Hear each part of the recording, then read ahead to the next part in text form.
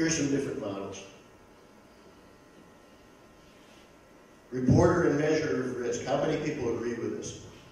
Risk manager is a reporter and manager of risk. One hand go up, the regulator. I don't agree. We should be more than that. We should be much more than that. A regulatory accountant.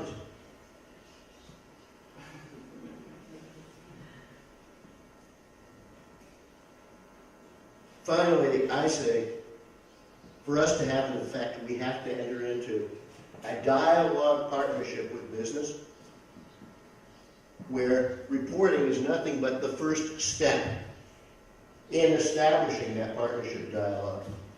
Later on in this masterclass, time permitting, I'll go into some of the details. There's some interesting presentations been done by Colin Lawrence of the FSA in terms of the way this ultimate dialogue should work. Now, one of the antidotes to the siloing has been Basel II, with its establishment of the Pillar 2, the supervisory review process that hoped to reintegrate that which had been diverted into different silos and which had been placed in an unequal relationship with the boss's business. This corporate governance and documentation functions of Pillar 2 are occasioned by the nature of the agency problem. But together with this, we've seen the growth of a lot of dysfunctionalities that accompany Basel implementation.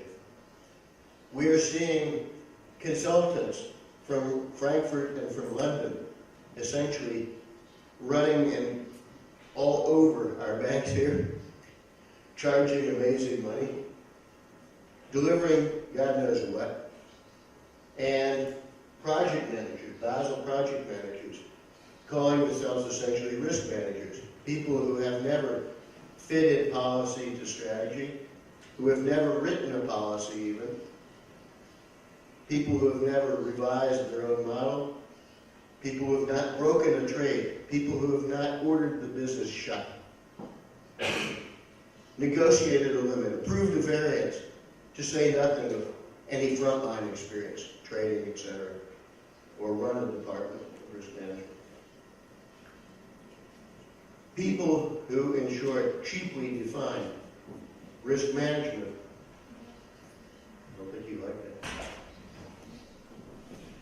In line with the latest BIPRU or CRD. People who apply rule books instead of reason, replication instead of results, and regulatory accounting instead of risk management. We spoke yesterday in my question about regulatory monoculture. Regulators in Europe, having gotten it so wrong in 2008-2009, decided in 2009 to meet, examine what had happened, and as a result, they came to the conclusion that they had just not applied enough regulation and applied it to enough areas of the world.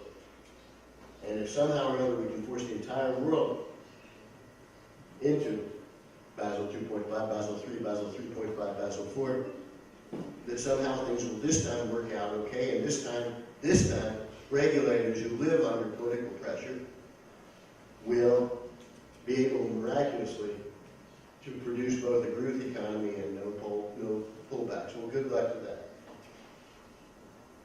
Risk management, I contend, is about people and processes, not about models and technology. So what are the takeaways from the prehistory of risk management? First, that risk management is a very new development. As such, it is not a science. It is not a discipline.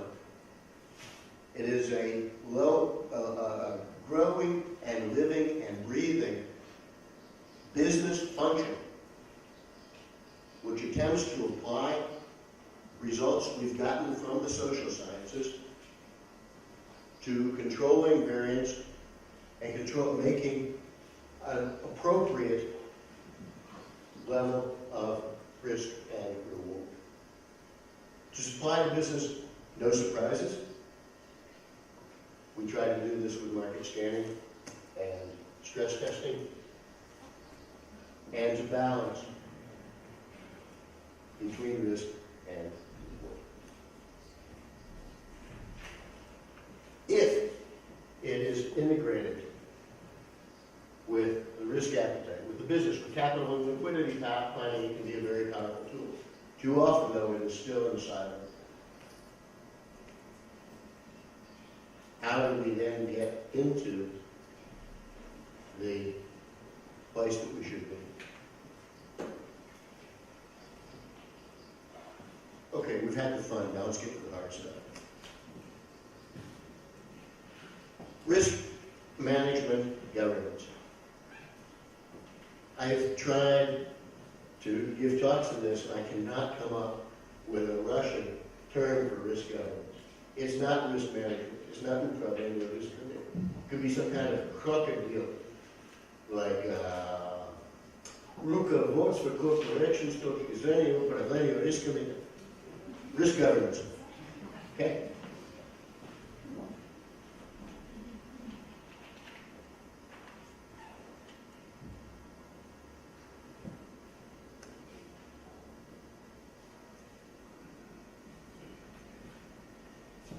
We repeat from the first section of this that partnerships became corporations.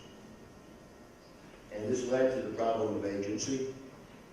And the problem of agency on the part of the business owner led to the dichotomization and the implementation of risk management.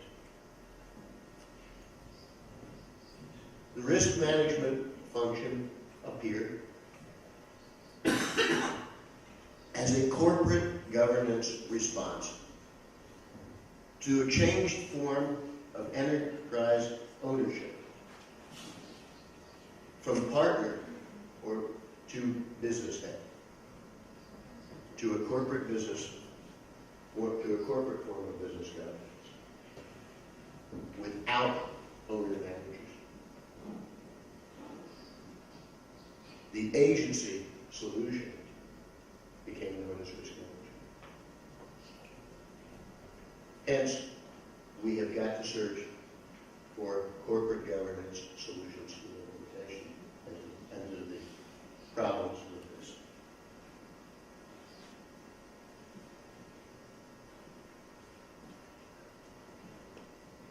This is for anybody who couldn't hear me.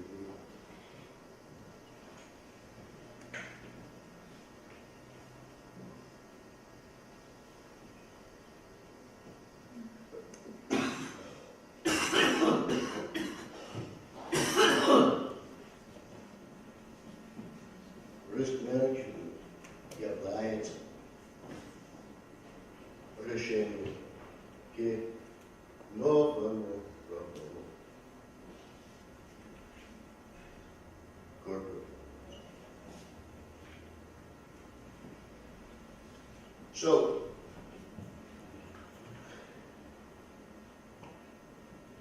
initially, as we know, business got it wrong. Subordination, at least in power, and many times in reporting structure, of the risk manager to the business owner. This is the practical result of the put-call parity equation that I drew. We know the characters. How many people can identify the risk manager in this partnership?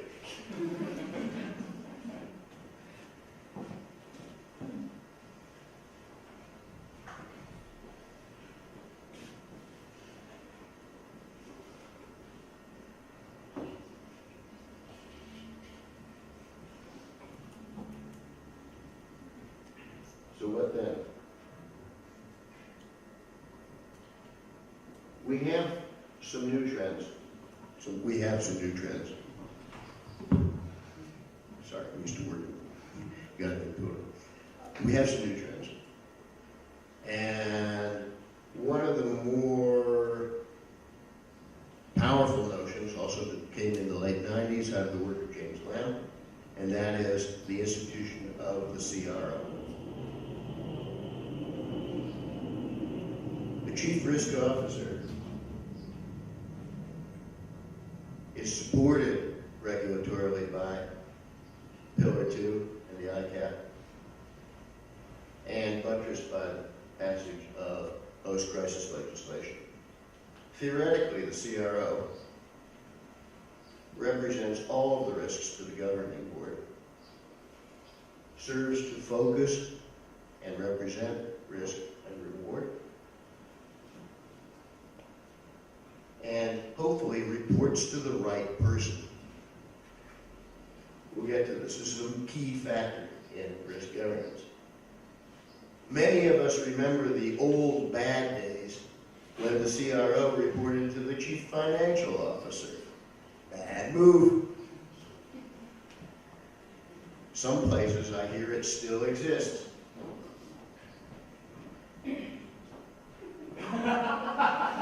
Sorry.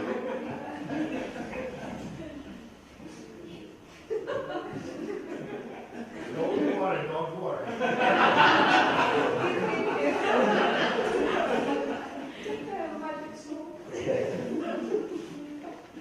Increasingly nowadays, the tendency or the trend is to establish the Chief Risk Officer as reporting to the CEO or the Председатель управления. There's an interesting question in Russia as to just who the Председатель управления is, whether he's the CEO or not. This is varies from firm to firm. But the main big guy in the firm, not just some business owner who wants to sell. And indeed, there's an interesting model. The German model has the CFO, the Chief Financial Officer, reporting to the Chief Risk Officer. That's true at Deutsche Bank. It's true at the various Landsbanken. It's very, very strange. The Germans like it that way. Well, okay, mostly. So then, what is our definition of risk governance?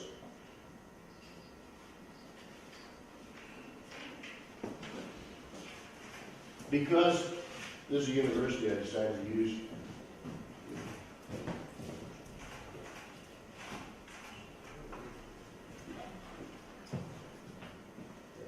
it would have been easy to look at the here. Anything? No. Yours.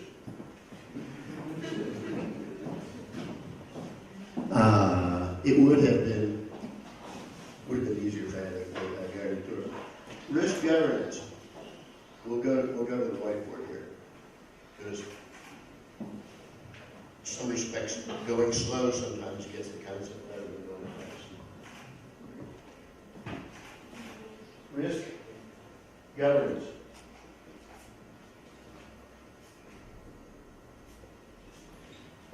Is the architecture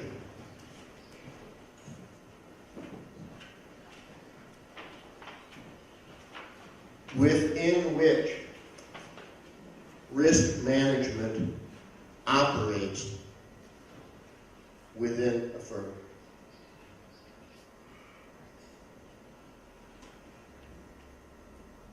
Risk governance jest архитектура,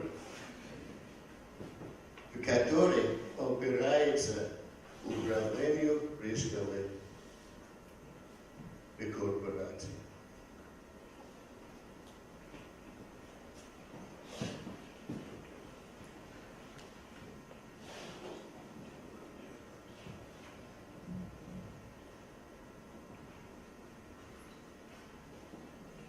And that's what the rest of this talk will be about. How do we fix this?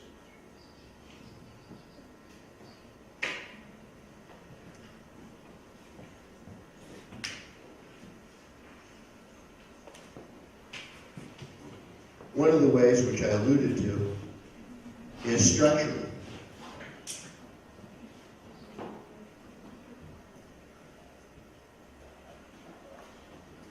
Increasingly, we're seeing more attention paid to risk management at the board of directors level.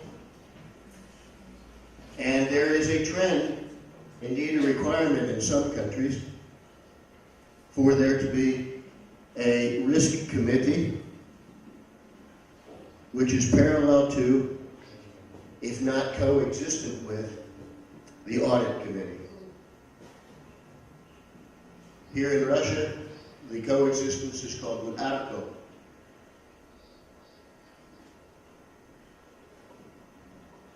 The Audit and Risk Committee. I am not convinced that this is necessary. This is a function of the size of the bank. This is a function of the size of the institution.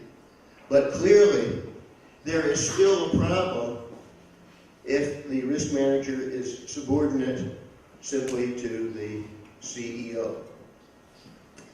The role of risk manager very often presupposes participation in the executive committee. And of course, underneath the executive committee, the various collegial risk units. The ALCO, the credit risk, the operational risk committee, the market risk, and subcommittees. All this is an invasion roadmap is spelled out to a greater or less extent in Pillar 2. And the theory is that the structure will help to overcome the problem of agency. There is no single right way to do this. There are other variations. The primary instrument in this is a set of governance documents. Increasingly, the consensus has evolved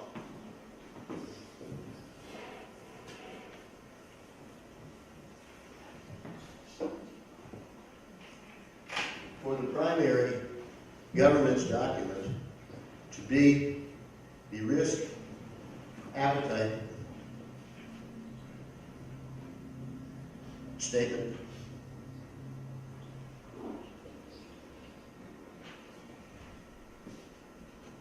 As these things go, this instrument is just as susceptible to abuse, manipulation, and misunderstanding as anything else that's been developed.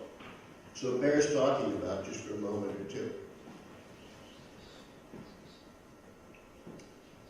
The risk appetite statement basically discusses, it provides a roadmap to the boundaries of acceptable risk-taking within the organization. It specifies goals, for example, rating maintenance, percent of defaults, and the like. It may specify appetite in terms of acceptable losses. It may specify appetite in terms of allocated capital or economic capital or allocated regulatory capital. Once again, there is a tendency of risk managers to over-quantify this thing and to seek refuge from the rough and tumble of real life in the peace and quiet of modeling. Folks, it doesn't work this way. And the risk appetite presumably originates at the upper board level, at the Soviet Direktorov, Nahlядова Rada, Наблюдательный Совет, but may occasion at the executive committee level. Having sat as the qualified risk director on a number of boards, I can say that there are basically three major ingredients of good corporate risk governance. We've dealt with the foundational document and the structure. These are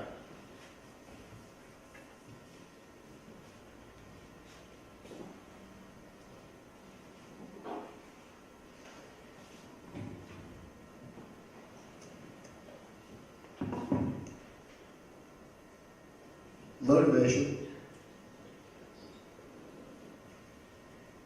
subsidiarity, and communications.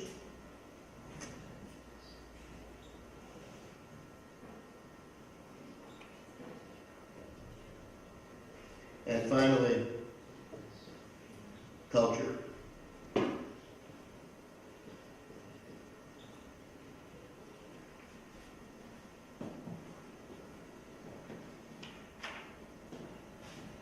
All three are interrelated. All three need expounding. We're losing academics out of that.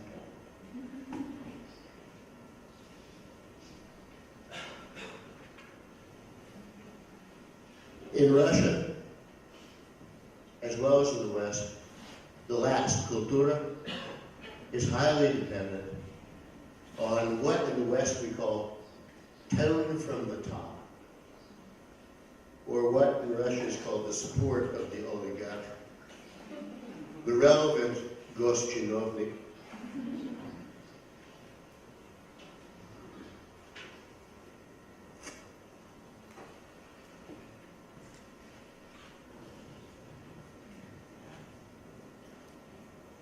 A little bit out of order here, but I will talk first about subsidiarity and communication.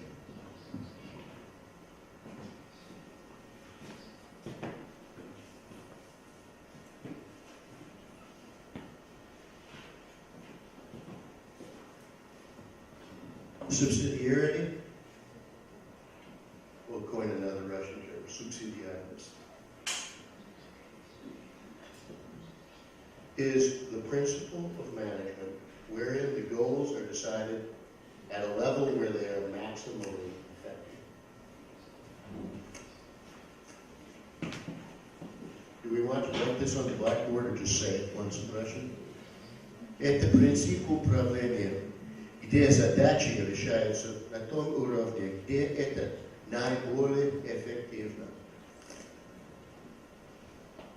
One of the great dysfunctions of Russian organizations is the relative lack of flexibility of decision making for anyone below the level of chief CEO, and correspondingly the tendency of trivia, mелочь, пустяки, and idiocy to travel upwards to the председатель правления to sign off, because he's the guy with the signature.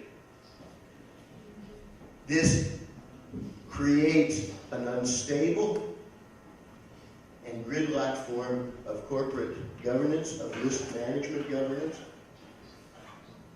And one of the first battles that I fought 15 years ago when I came to the system was for signatures for both the chief risk officer and the head of business.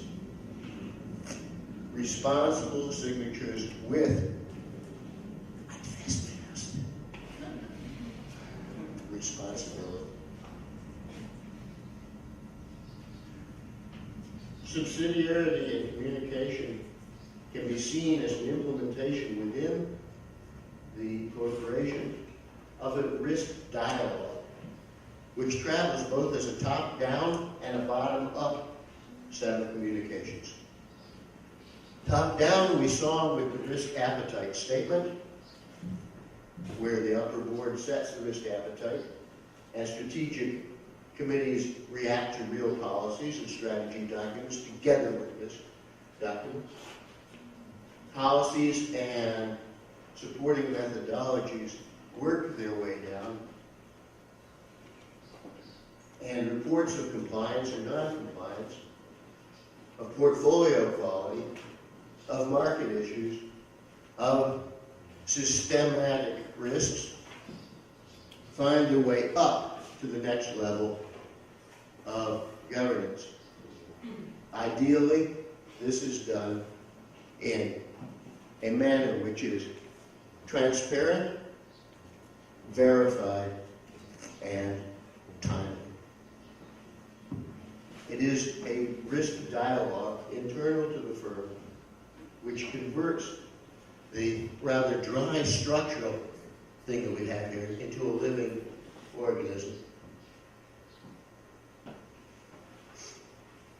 When I say that the CRO is responsible for establishing these things, this is in practice what we're talking about. Risk practices are ensured by the healthy and robust practice and processes of data governance, policies for data review, cleaning, PowerPoints removed, when the PowerPoint's inserted, model governance, how is the model documented, who reviews, who approves, who tests, who updates. In many places, review is generally done by an internal audit. This is a very bad practice. Any CRO worth his salt will establish a MVU, a model verification unit, within risk management of people who are numerate, understand what they're doing, and independent of the other risk management departments. Methodology governance, which is not quite the same as model governance. It's a little broader. Where does the policy and methodology originate? Who initiates the methodology? Who revises? Who verifies? These normative governance documents ensure the communications and subsidiarity and appropriate decision-making throughout the organization and the implementation of a reasonable risk management culture. Limits and policy governance. The policy is clear, it is adhered to. What happens if the limits are breached? What happens when the limits are breached? In too many Russian organizations, I've seen limit breaches simply go to committee at the next regular meeting for discussion. Who can approve violations? What sanctioning is there to be done? And to whom is the violation reported? Because transparency is utmostly important in the practice of the state. Much of this contradicts many of the things that we know with a degree of certainty in the Russian environment. And I'll get to the problems with culture in a moment. As a former board member, I can say that there's a problem as well with too much as well as too little data. One of the old apparatchik tricks is to bury the board in data rather than information. And too much data without information is as useless, if not more useless, than too little.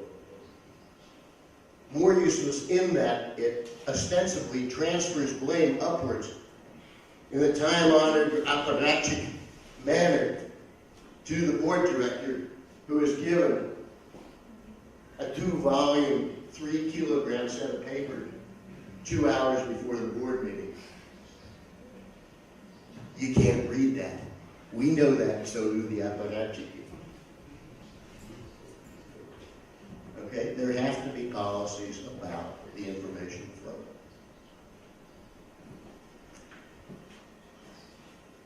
As a board member, I can also say that to be an effective board member, you have to be prepared to vote with your feet occasionally. It has to be clear that you are willing to resign and to resign publicly.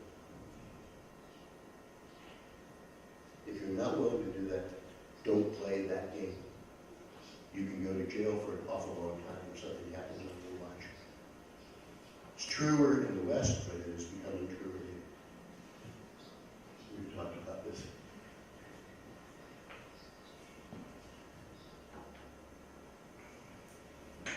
Rather than bore you with another long presentation, I'll simply refer you to there is an organization called the DCRO, the Directors and Chief Risk Officers Organization. And June of last year, we published a standard for qualified risk directors. people in 23 countries took part in that. I was fortunate enough to be selected to be on that panel. I do not think that a qualified risk director is necessarily the way to go for all companies, and I don't think it should be an exclusive thing. But certainly regulators in the West are beginning to look